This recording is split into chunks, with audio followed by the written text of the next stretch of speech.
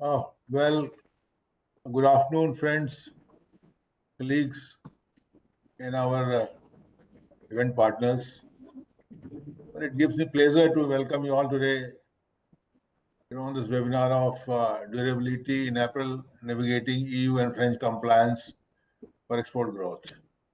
Well, we are meeting at a very crucial juncture, as you all know, when the international market is witnessing some kind of a paradigm shift with regulations and compliance framework, becoming more and more stringent with every passing day, and of course, durability being placed at the core of sustainability. Well, friends, the fast fashion, with its cheap and less durable and short-lived clothes, you know, has its own harmful effects by creating waste.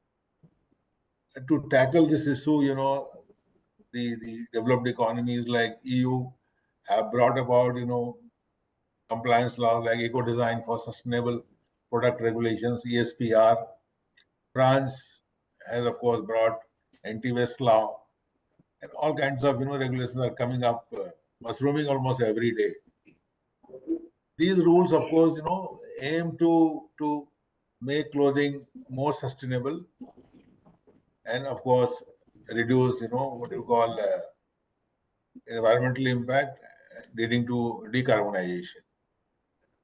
They also make durability, repairability, recyclability, reliability essential for apparel exports, directly impacting, a country like India and Indian, of course, Indian exporting community as the global, they demand more and more stringent compliance almost, with every passing day. Now, you know that Indian exports is critically dependent on some of these select economies like US and EU, and European Union being a very important market, and Germany, Netherlands, and Spain and France accounting for a substantial, share of India's export. You know, the compliance infrastructure becomes all the more, requires all the more relevance, I would say. Now, India, is currently negotiating FTA with European Union. I think all of you know, and that would eliminate the tariff disadvantage that we currently have. But that alone, may not serve the purpose, because we sometimes tend to overhype the tariff elimination angle in a particular FTA. That alone does not mean anything. So unless you are otherwise compliant, unless your product, basket has a complete sync with the global, the market demand, unless you are completely compliant with the regulation of the market, I think the tariff elimination would mean nothing, of course. Eco design for sustainable product regulation, as you know, makes digital product passport mandatory, and this will directly impact Indian apparel exports, particularly because it is driven by essentially by MSMEs, and MSMEs many a times view this as a compliance burden rather than looking at it as a business imperative. And you know that DPP will be mandatorily applicable from 2027 onwards, and will apply to all European brands, including online sales. So, seen from that perspective, I think each product will need to carry out detailed information, in line with ISO standards.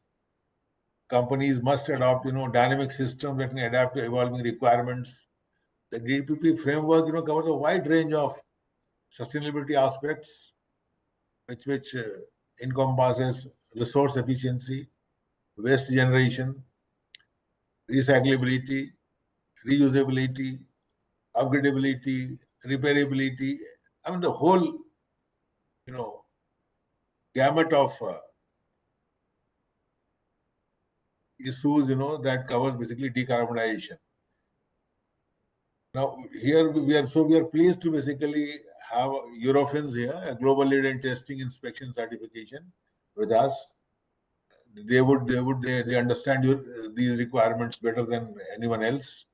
And I'm sure the session with them, with experts like Dr. Karthik, Mr. Sheikh, would provide all of you valuable insights into this area of understanding. I'm confident that this session, you all will be able to gain more insights into these burning issues, and I'm pretty sure that the experts on the panel would clarify your doubts, your concerns, and equip yourself basically to handle the issues better in the days to come. Thank you, and I look forward to a great discussion ahead. Thank you.